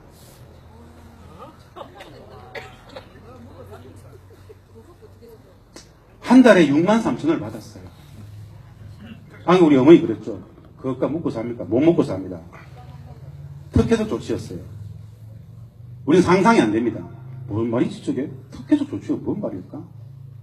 예, 하여튼 개성공단은 북측의 입장에서는 6.15 공동선언의 정신에 입각해서 북과 남의 평화의 제도화를 위해서 남측 기업들에게 특혜적 조치로서 내놓은 게 개성공단입니다. 한 달 6만 3천원. 엄격히 이야기하면 수탈이죠. 6만 3천원을 주고 퍼주기라고 이야기하면 됩니까? 사악한 거짓말이죠. 왜 이 진실은 알려지지 않았을까요? 누가 가렸을까요? 분단체제를 심하고자 했던 사람들. 진짜 많이 올라가지고 거의 50불 기본 임금이 연장야간 특근에서 6만 3천이 냈죠. 진짜 많이 올라가. 2015년 기준으로 북측 근로자들의 기본 임금이 얼마였느냐? 기본 임금은 73불, 즉 8만 원이었습니다. 8만 원.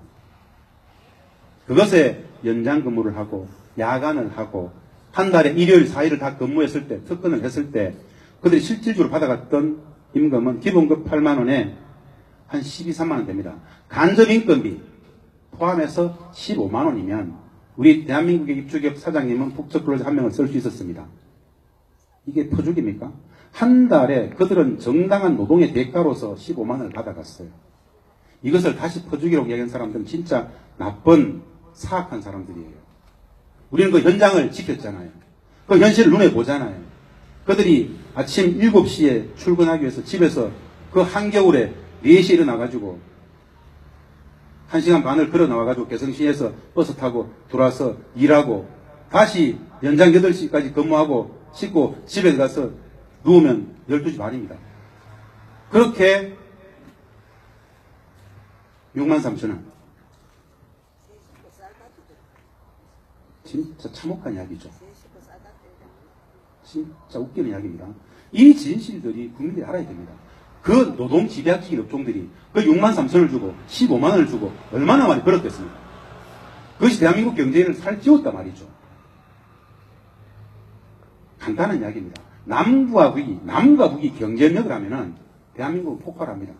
그게 진실이에요. 퍼주기가 아니고. 북측 근로자들이 남측의 일자리를 뺏어간다 그래요. 진짜 어이없이, 진짜 어처구니 없지 않습니까?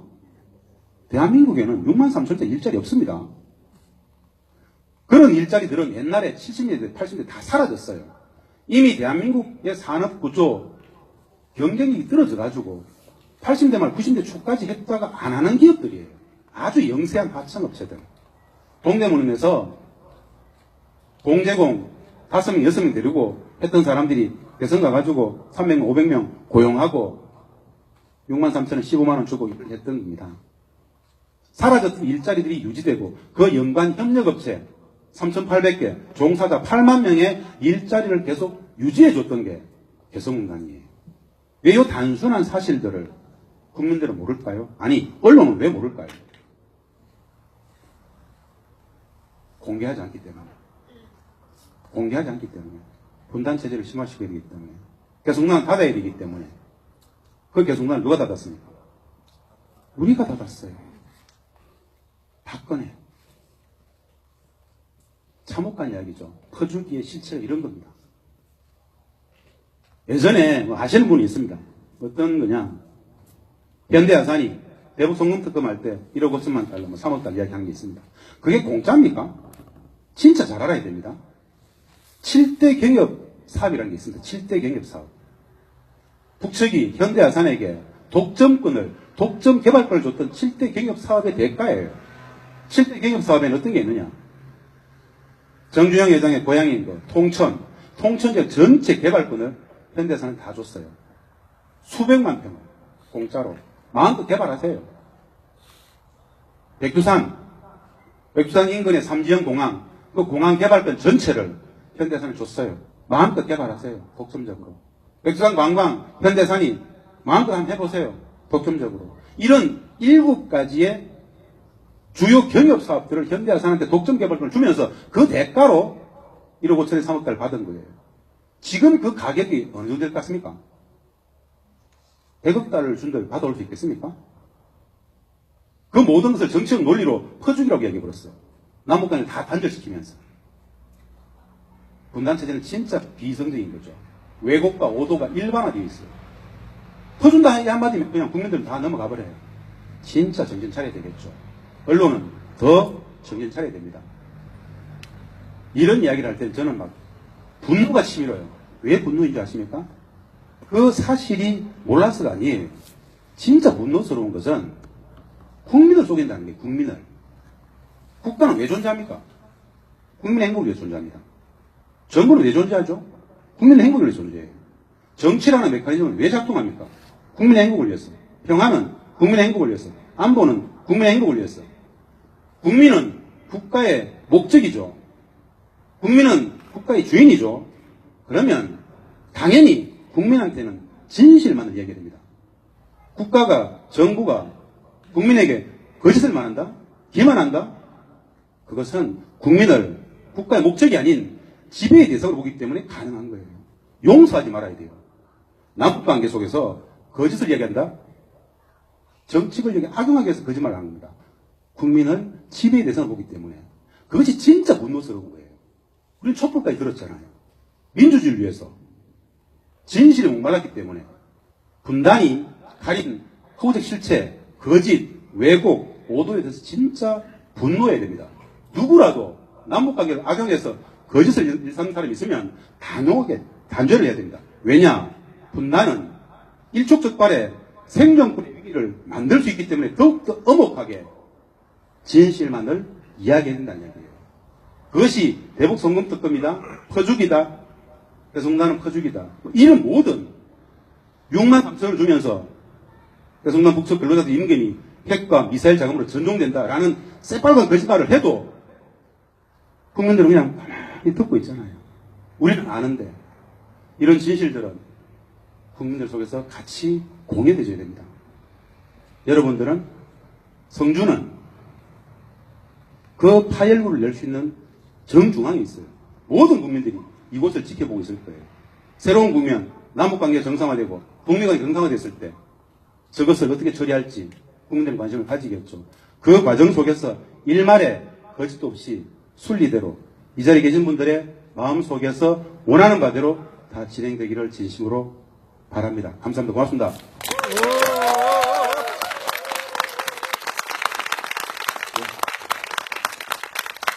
수첩책에서 그랬어요. 끝나거든 꼭 질문 받으라고 했어요. 지금부터 분단학 석사학위를 가진 분들한테 질문을 받아보겠습니다. 고맙습니다. 질문하세요. 뭐든지. 집에 갈래요? 네, 질문하세요. 선생님 질문을 할 때는 뒷분들이 알아야 되니까 이걸 들고 와세요.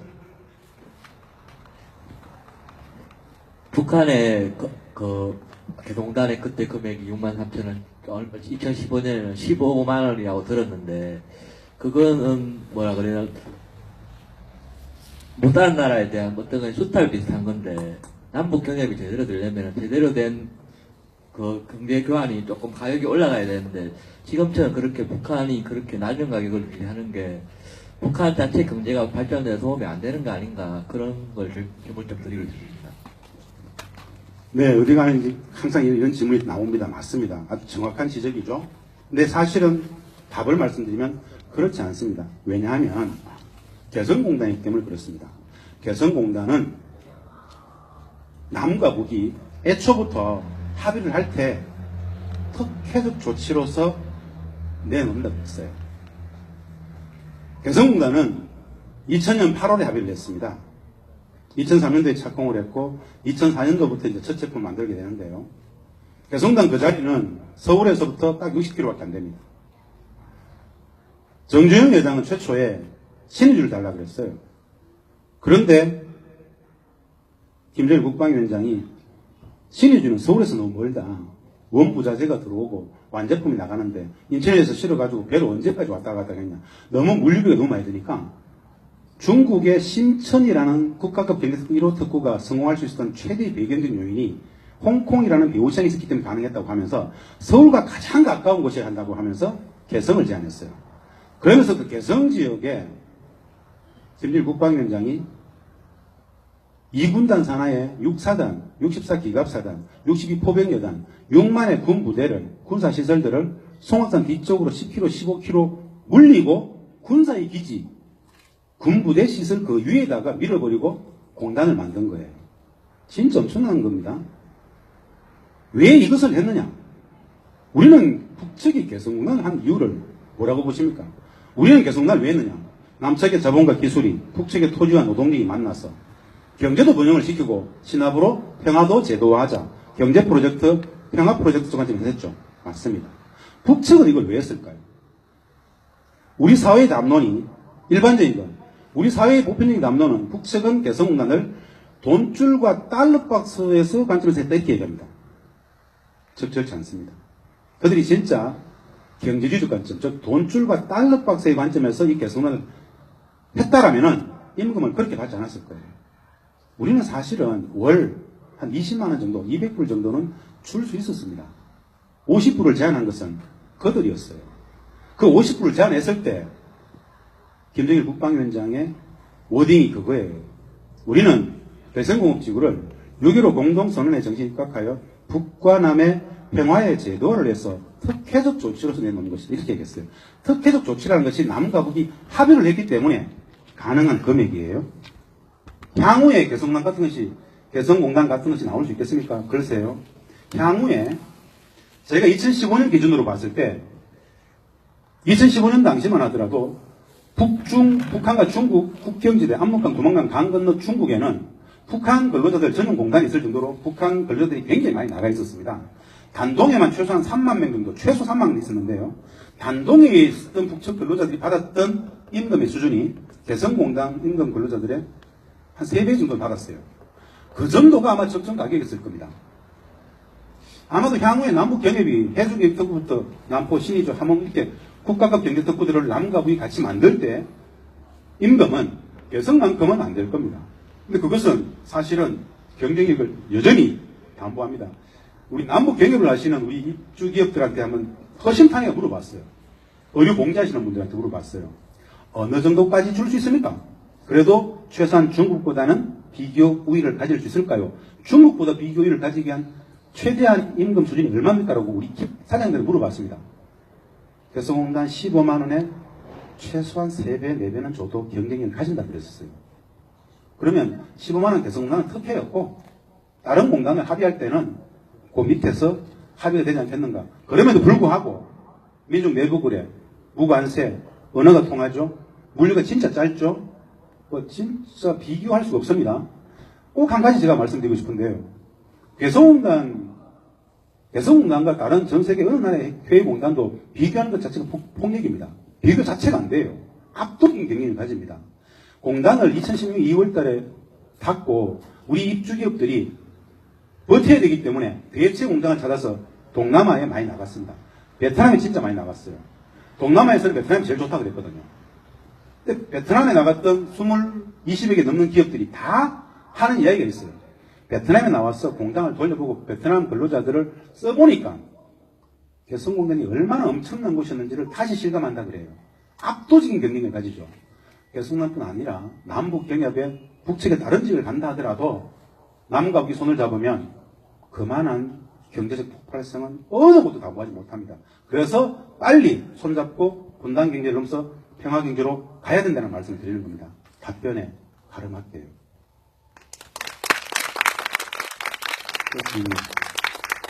오늘 엄청 배웠기 때문에 질문 많이 하십시오. 분단한 석사학위들 갖고 있습니다. 이쪽에. 네, 선생님. 예, 6월 2일 날 북한과 미국이 만나는데, 만약에 이제 지금 6월 12일 날 만나게 되는데, 만약에 이제 북한과 미국이 만나게 되면, 실질적인 경제 제재나, 뭐 그런 게, 그런 것의 결과로서 우리나라가 이제 얻게 되는 실질적인 사업을 영위할 수 있는 시기는 언제쯤 될 건지, 언제쯤 예상이 되시는지 그거 궁금합니다. 선생님, 저도 진짜 궁금합니다. 근데 빨리 될 겁니다. 빨리. 사실 오늘 이렇게 이 일정이 있어가지고 이렇게 다른 이 일정은 사실 좀 오래됐습니다. 잡은 지가. 김종환 선배가 연락 와가지고 이게 갈게요 하고 있는데 대구 KBS에서 연락이 와가지고 남북 경협 관련해서 좀 전체적으로 정리를 좀 하자 해가지고 거기서 이야기를 했었는데요. 종전선언이 있고 비핵화 합의가 있고 평화협정 체계에 임박해 있다 그랬죠. 종전선언이 되는 순간, 비핵화 합의가 되는 순간 북측은 이미 말입니다. 사실은 핵 동결을 했습니다. 이미 핵 동결을 했습니다. 그리고 비확산하겠다고, 확산시키지 않겠다고 선포를 했습니다. 나머지는 이 비핵화 선언 속에서 핵 폐기 과정이 있습니다. 이건 역사적 맥락을 말씀드리고 싶은 건데, 미국이 북에 대한 경제 봉쇄를 정상적 관계 속에서 풀고, 종전선언 이후에 평화협정을 체결하는 과정 속에서 가장 먼저 해야 될 게 북미 간의 대사급의 외교적 관계를 수립하는 과정이 남아있습니다. 이거 이전에 아마 경제 봉쇄는 가장 먼저 정상화시키지 않겠습니다. 왜냐하면 유엔 안보리 제재도 그렇고 미국의 내부 경제도 봉쇄도 그렇고 북측의 핵이 동결되고 비확산 이 절차까지 같이 나가줘야 돼요. 예전에 선례가 있습니다. 94년 북미 제네바 협정, 99년 북미 베를린선언, 2000년 10월에 북미 공동 커뮤니케, 그리고 2005년도에 9.19 공동성명 6자회담 속에서 회담이 있었고요. 2007년 1.3합의 5번의 합의가 있었어요. 북미 간에는 이미, 그리고 6자 간에는 북이 비핵화를 하고 미국은 경제 제재를 해제하고 봉쇄를 해제하고 대사급 외교적 관계를 수립하고 휴전협정, 평화협정 대체 평화협정이 쭉 가는 과정, 이 전체를 같이 간다라는 5번 합의였어요. 그럼 이미 북측은 먼저 선도적으로 핵 동결 비확산 했잖아요. 이제 비핵화는 과정 속에서 미국이 지금 제재를 해제해야 될 과정들이 남아있어요. 지난 20년의 과정을 본다라면, 그렇다라면은 6월 12일 날 트럼프, 김정은 두 사람의 종전선언 비핵화 합의가 딱 되면 그 다음부터 미국에서 경제 제재를 해제하는 수순으로 가게 될 것입니다. 그리고 우리는 독자적으로 말입니다.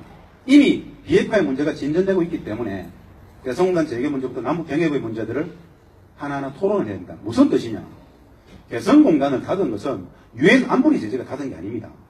개성난 닫은 것은 미국의 대북 경제 공세가 닫은 게 아니에요. 우리 스스로 닫은 거예요. 또 우리 스스로 풀어야 돼요. 그러면 그 정도 합의가 나오면 우리 스스로 남과 북이 협상의 테이블에 공간 재개와 남북 경협 재개 문제들을 공론화하고 쭉 가져가면 됩니다. 더욱더 고도화된 경협의 철도도로, SOC, 국책의 자원개발 이 많은 것들은 시간이 조금 좀 걸리겠지만은 이 모든 것은 시간의 문제입니다. 임박해서 쭉 나아갈 문제이니까 지금의 상황 속에서는 야 그게 되겠나? 모르면 안 보이는 것이고 알면 속도는 진짜 빠를 겁니다. 무엇을 상상하든 그 이상일 것이다. 선생님이 열심히 하면 더 빨라집니다. 그 질문이 있을까요? 여기 불 다 끄면 하늘에 별이 보입니까? 진짜 좋을 겁니다. 또 질문 있습니까? 내년에 갈 수 있습니다.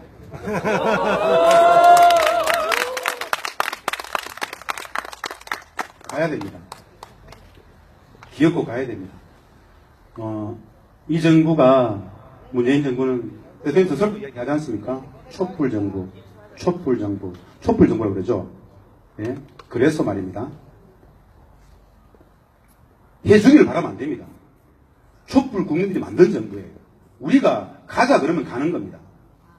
우리 정부를 만들었어요. 예전에는 박근혜 이명박에게 하라 그랬죠. 아니, 지금은 하자 그러면 가는 겁니다.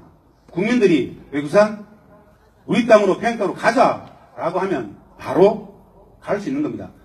예측컨대 이 기세대로라면은 내년 하반기에는 우리는 가고 있을 겁니다. 네. 김종환 선배님 이제. 옛날에 정주영 회장이 소를 몰고 북한에 갔는데 석재라고 얼마 전에 청주에서 또 돼지를 싣고 간다는 소식이 나왔습니다. 돼지 몰고 간다. 청주에서 평화 참외를 싣고 북한 동포에게 전달하러 가면은 가능하겠습니까? 제가 무조건 해드리겠습니다. 저는 알량한 기업도 저거라고 배송업체 준재산 이사장입니다. 배송관 관리위원장이지 않습니까? 우리가 가지고 있는 최대 자산은 14년 역사 속에서 서기 가장 신뢰하는 기관입니다. 그래서 현지에서 그들과 같이 일을 14년간 했기 때문에 그리고 김종환 선배님 뭐 저 질문 성주 참회는 평화의 참회이지 않습니까? 네. 북석은 너무 잘 알죠? 아마도 눈물나게 받지 않겠습니까? 특히 북석은 제주 감귤을 받고 어디 딸기를 받고 이 농산물에 대해서는 좀 남다른 지극한 관심을 가집니다. 농민들의 땀에 대해서는 공산품이 아닌 이 생물에 대해서는 굉장한 스토리들을 갖고 있어요. 그들도 알아요. 이것을 주는 것은 말입니다. 한 가지 꼭 당부하고 싶은 것은 우월적 지위 속에서 그냥 인도적 지위를 주는 게 아닙니다. 신뢰를 쌓아가기 위한 하나의 방법으로서 수단으로서 주는 겁니다. 성주가 만든 평화의 참여이지 않습니까? 아마도 남북 정상회담이 성공되고 북미 정상회담이 어차피 성공할 수밖에 없습니다. 이미 합의가 돼 있기 때문에 그 이후에 성주에서 이 자리 선생님들께서 사드 반대를 외쳤던 분들이 평화의 참여를 북으로 보내겠다 그러면 북에서 너도 나도 먼저 받으려고 하지 않겠습니까? 그 다리를 놔주는 것은 뭐 아무렇지도 않습니다. 우리는 들어가 있을 것이고 우리가 오셔가지고 전달하면 되지 않겠습니까? 그 꿈들을 꿈이 아닌 현실로서 만들어 가입시다.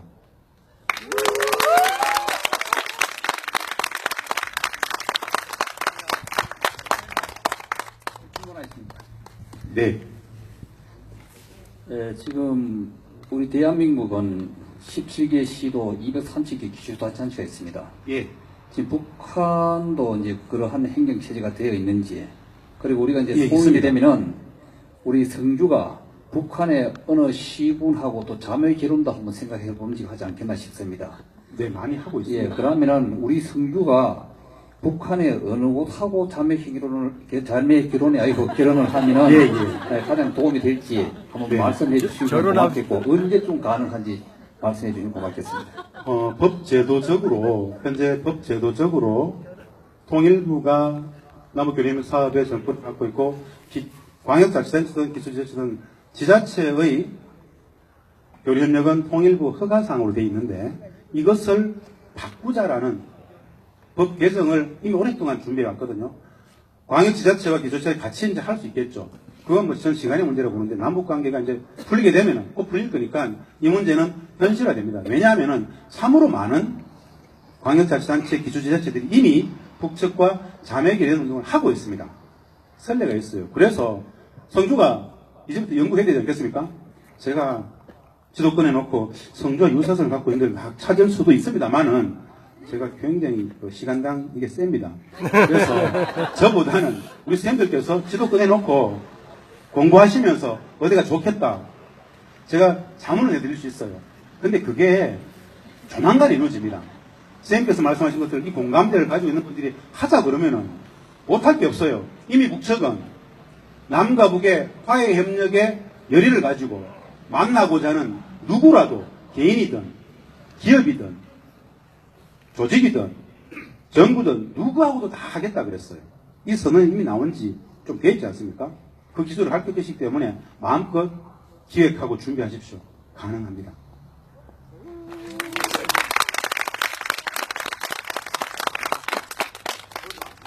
이제 질문도 별로 없을 것 같고 이제 별 보러 가도 되겠습니까?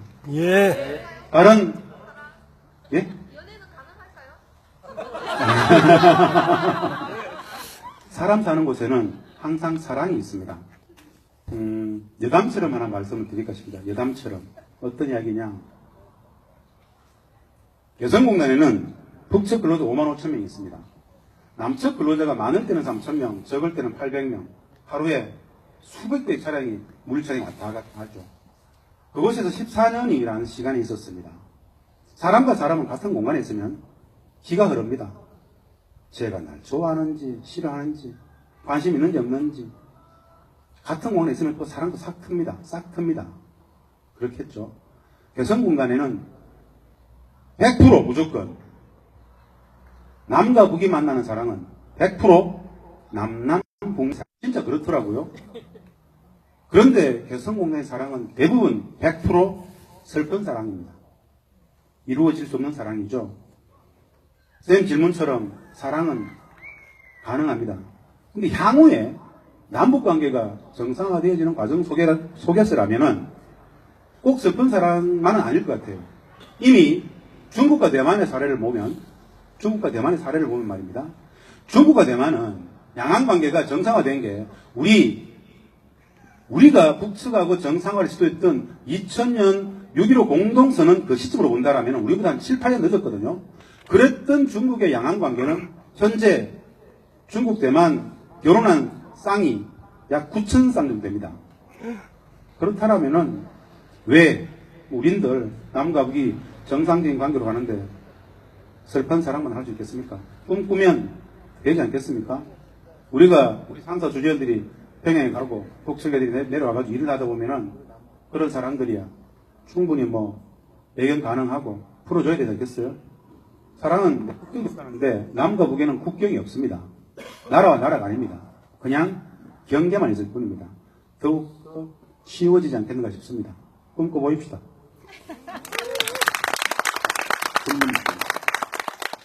네, 위원장님.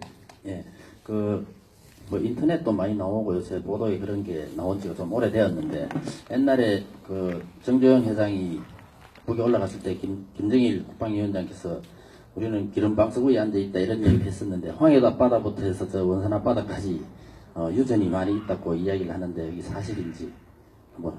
저는 유전학자가 아니어서. 근데 이제 비슷한 이야기인데요. 맞습니다. 북한의 석유 문제가 간단치 않은 건 사실인 것 같습니다. 이미 2016년부터 중국은 북측의 서해 바다에서 시춘을 갖도록 계속 하고 있습니다.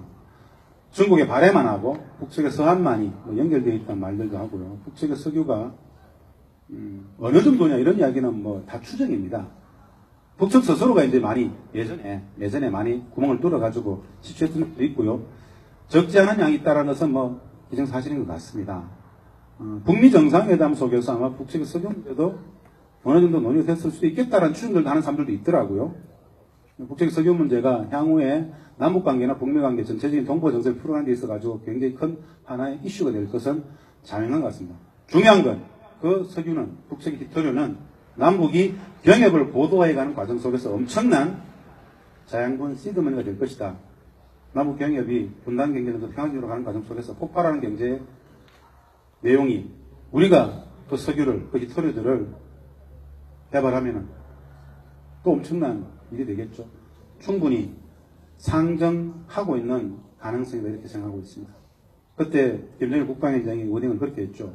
현대산 김정일한테 남포가 아니고 이제 대동강, 평양이 기름 위에 떠 있다 뭐 이런 이야기를 했었는데요. 사실은 말입니다. 북측이 소량이지만 자급자족의 자립 경기를 하기 때문에 소량이지만 석유를 생산하고 있습니다. 소량이지만 생산하고 있고요. 그 현대 시설을 통해 가지고 확 뽑아 올리는 것은 뭐 아직 못 하고 있어요. 향후에 우리의 시설들이 자본들이 들어가 가지고 뽑을 수 있는 유무상통할 수 있는 우리 경공업 제품들을 주면서 그것도 북측 석유든 깃토류든 또 가져올 수 있는 그런 계기가 되지 않겠습니까? 충분히 가능한 이야기니까 꿈 꾸입시다. 또 질문 있습니까? 예. 쌤들, 지금 제가 한 가지 여쭤볼게요. 질문이 나오는데, 왜 안 끝내노? 막 이런 분 계십니까? 없습니까? 괜찮습니까? 진짜 지루하신 분들은 집에 가셔도 됩니다. 제가 자꾸 미안해서. 예, 쌤. 반갑습니다. 네. 다른 게 아니고요. 북한 입장에서, 그 다음에 중국 입장에서, 우리 또 대한민국 입장에서 볼 때 경제 문제에 있어서요. 경제 문제에 있어서 북한은 중국식 경제 성장 위주인지 안 그러면은 네. 타 분야의 어떤 우리 대한민국 이런 시장 경제주의의 어떤 그런 경제 원칙 성장을 갖다가 시작하는지 중국에서 이렇게 연계해가지고 설명 좀 부탁드리겠습니다. 예. 아까 이걸 괜히 떠버렸네요. 지금 보여드렸어야 되는데 이럴 줄 알았으면 다 좀 보여드리는 건데 1시간밖에 시간이 없다고 해가지고 그냥 중간에 끊어버렸는데요. 북한의 경제개혁은 중국식도 베트남식도 아닌 북측 사회주의 경제개혁의 기조에 따라갈 겁니다. 농담삼아 여담삼아 그러나 진지하게 들어보십시오. 저는 남북의 경협을 전공하고 있는 북한 체제 학자인데요.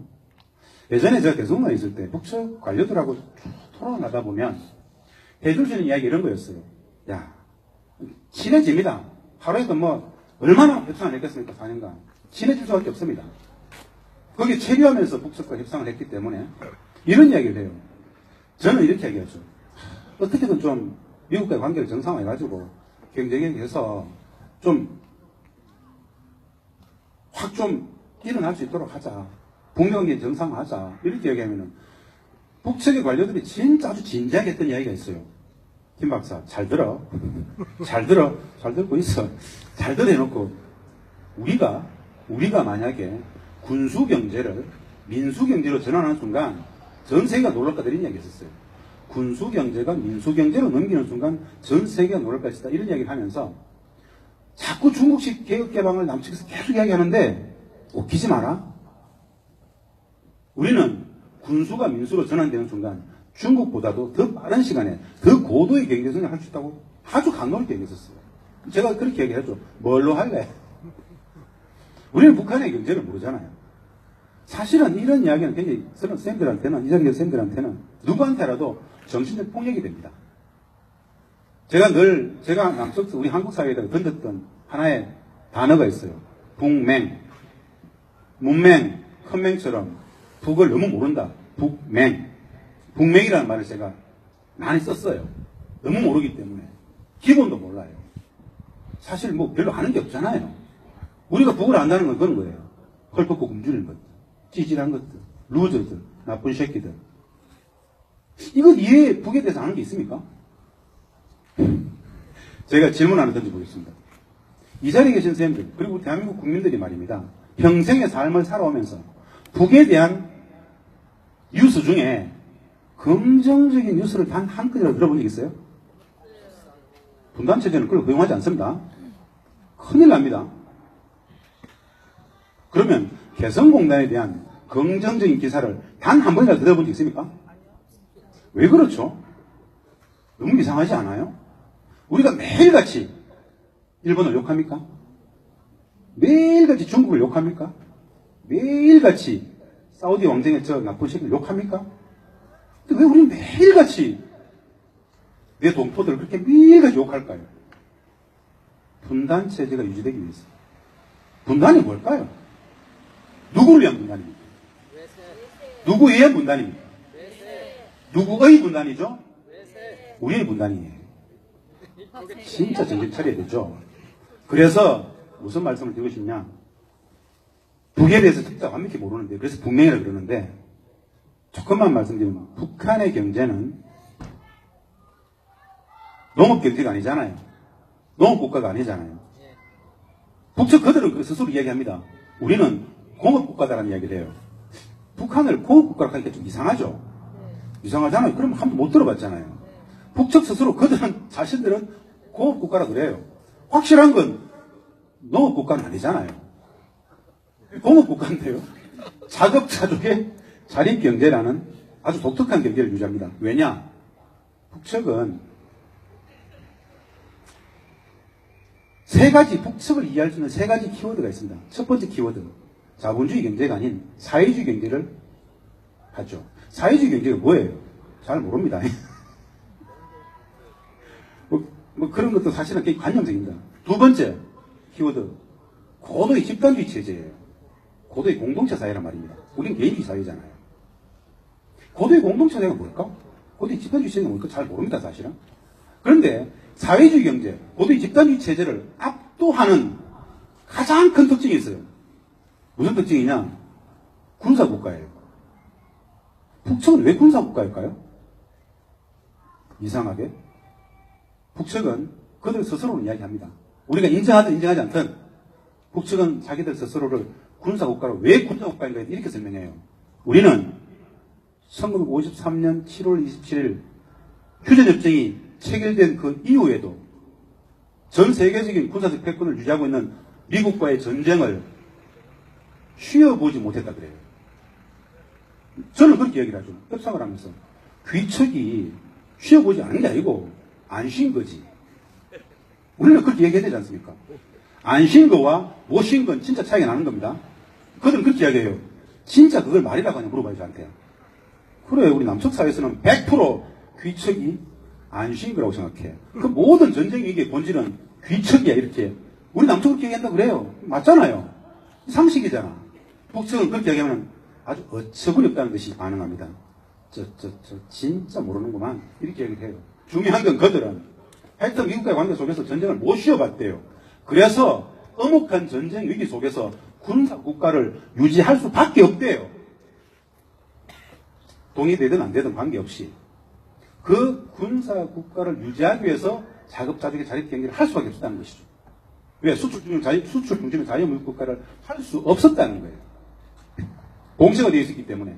그래서 자급자족의 자립경제를 했는데, 이 자급자족 자립경제의 근간이 공업인데 전쟁국가이기 때문에 재래식 군비경쟁 속에서 공업경제의 80% 이상이 군수경제였어요. 진짜 엄혹한 거죠. 우리는 상상이 안 되죠. 수출 중심의 자유무역국가인 우리 입장에서는 군수가 80이면 이미 북측은 군사국가이기 때문에 엄혹한 전쟁을 끝내지 못하고 있는 상황 속에서 재래식 군비경쟁을 유지하기 위해서 80%의 공업을 재래식 군비경쟁에 쏟을 수밖에 없다고 얘기를 해요. 그래서 엄청난 비정상을 살아온 거예요. 그것을 정상화시키고 싶어 합니다. 그 재래식 군비경쟁에 더 이상 하지 않기 위해서 무엇을 했느냐? 핵을 가지게 된 거예요. ICBM을 가지게 된 거예요. 군사적 공포심을, 군사적인 공포의 균형을 유지하고 그 군수에 투자되었던 국가적 재정을 민수로 전환시키는 과정이 언제부터인가? 2011년부터. 핵을 조금씩 가지게 됨으로써 자신감을 좀 가지게 됨으로써 재래식 군비경쟁을 더 이상 하지 않아도 되는 과정 속에서의 군수경제에 투자되었던 국가적인 재정, 자원, 토지, 노동력, 기술들을 민수로 전환시켜온 과정이 2012년, 13년, 14년, 15년 이 변화입니다. 최근의 북측의 변화들이에요. 수출 중심의 자유무역 국가가 아닌데 엄청난 경제적 변화를 지금 갖고 있습니다. 그리고 엄청난 경제개혁 조치를 취하고 있어요. 그래서 이 경제는 베트남식도 중국식도 아닌 북측은 그렇게 얘기합니다. 북측의 온전한 그 북측 사회주의 중심의 경제개혁이 될 것이다. 그래서 2013년도에 국가급 경제특구 13개를 지정을 하고 지방급 경제특구를 발표를 하고 관광특구를 만들어내고 우리는 지금 장관급의 상급 국가경제개발 총국과 같은 것들을 계속 제도화시키고 전국적으로 만들었습니다. 정상적인 경제개혁들을 엄청나게 하고 있습니다. 이미 5개년 경제개혁 2년차를 하고 있습니다. 앞으로 이제 보게 될 겁니다. 2011년부터 북측은 국가경제개혁 조치 이후에 전 세계 모든 나라 사람들로부터 여행을 열었어요. 우리는 당시 오이사 조치 때문에 못 갔죠.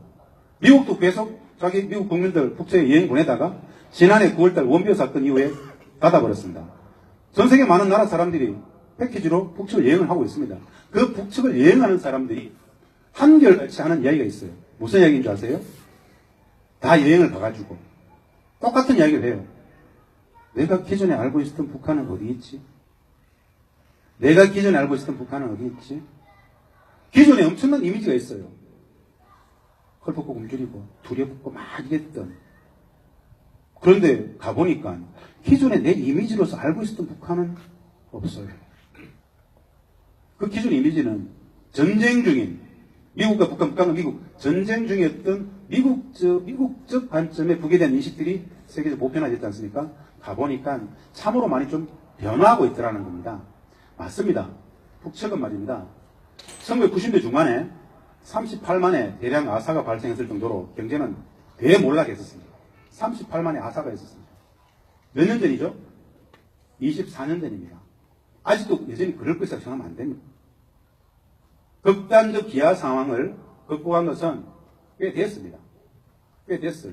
이제 사실은 그 극단적 경제난은 에너지난이 경제난으로 식량으로 가게 됐는데요.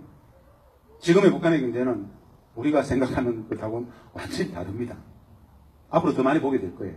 이것을 남북경제 고도화 속에서 우리에게 기회로 가져와야 됩니다. 지금이라도 선생님들 혹시 구글 들어가셔가지고 다음이나 네이버 말고 말입니다. 구글 들어가셔가지고 북한 여행 한번 쳐보세요.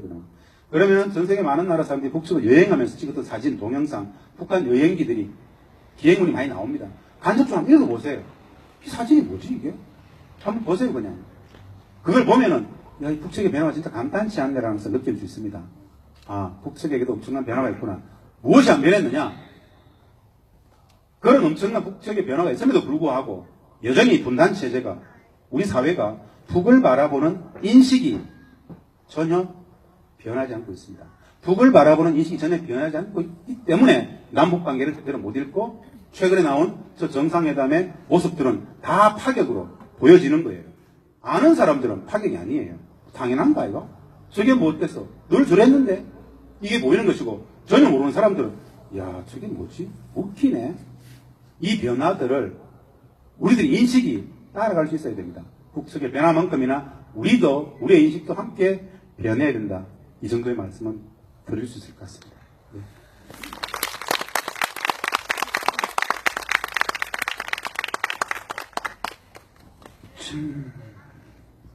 이제 집에 가도 됩니다. 네, 선생님들, 성주는 대한민국의 중심입니다. 왜? 이미 그렇게 여러분들이 만들었어요. 클린 성주, 여러분들이 만들어야 됩니다. 저는 국민들은 함께 응원할 겁니다. 진심으로 응원합니다. 고맙습니다. 감사합니다.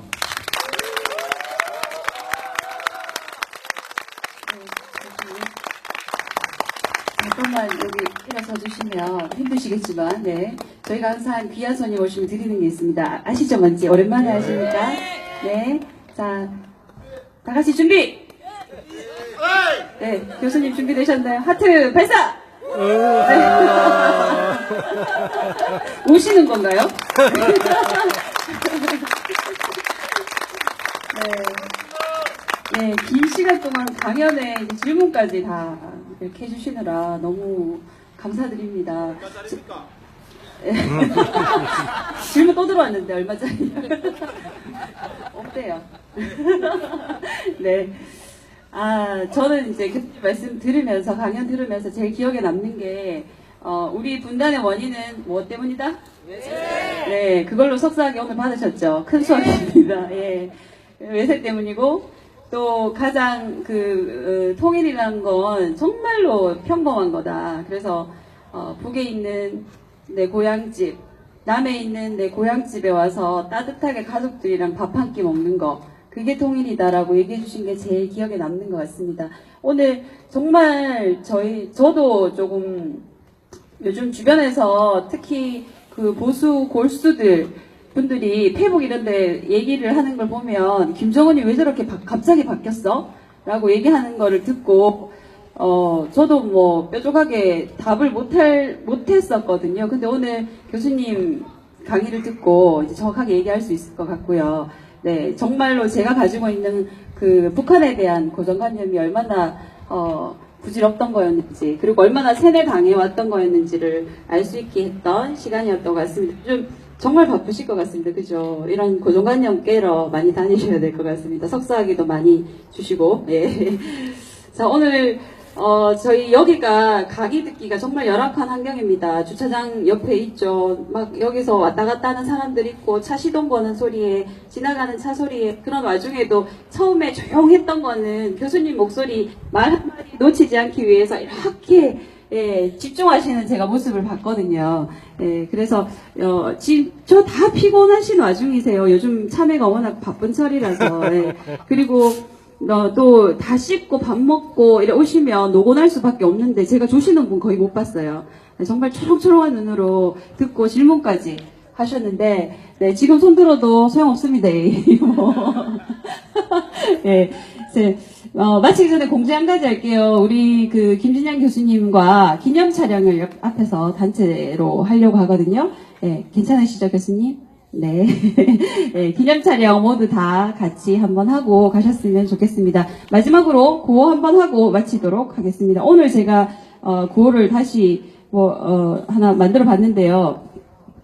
정전 넘어 평화로, 협정 넘어 통일로, 이렇게 하도록 하겠습니다. 포청하겠습니다. 정전 넘어 평화, 죄송해요. 아직도 구호가 잘 안 돼요. 네. 네, 예쁘게 봐주세요. 네. 정전 넘어 평화로, 사드 가고 평화 오라, 사드 가고 평화 오라, 사드 뽑고 평화 심자. 네, 오늘 너무 수고 많으셨습니다.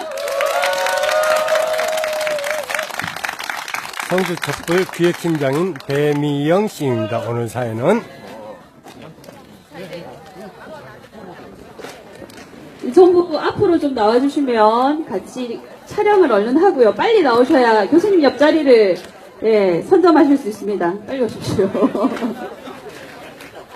의자는 조금 이따 치우시고요. 얼른 앞으로 나와서 기념 촬영 먼저 하도록 하겠습니다.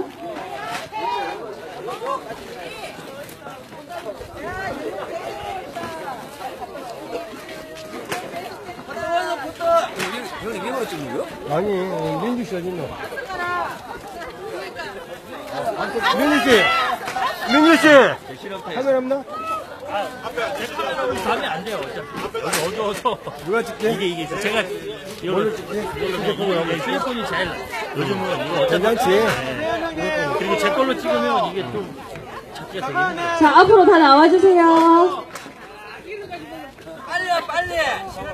애들 나와라! 어머니, 조금 이따 드시고 얼른 나와서 사진 찍읍시다. 어머니! 박현수 할머니! 어서오세요. 박태임 어머니! 사진 같이 찍어요. 저쪽에 있는 사람 다 빨갱이들가. 저쪽에 있는 사람이 이방인인가? 왜 생각? 윤지 가, 빨리 가. 빨리 가. 이제 일로 온나. 야, 일로 와! 이거 이제 앞으로 통일해야겠다. 일로 와. 저 가운데 서천이 배가 찍어. 일로 와. 야, 짬밥 만들고 사진 찍어. 일로 와. 이거 찍어. 자, 중계를 마치도록 하겠습니다. 오늘은 김진양 교수님 모시고 강연을 열었습니다. 예.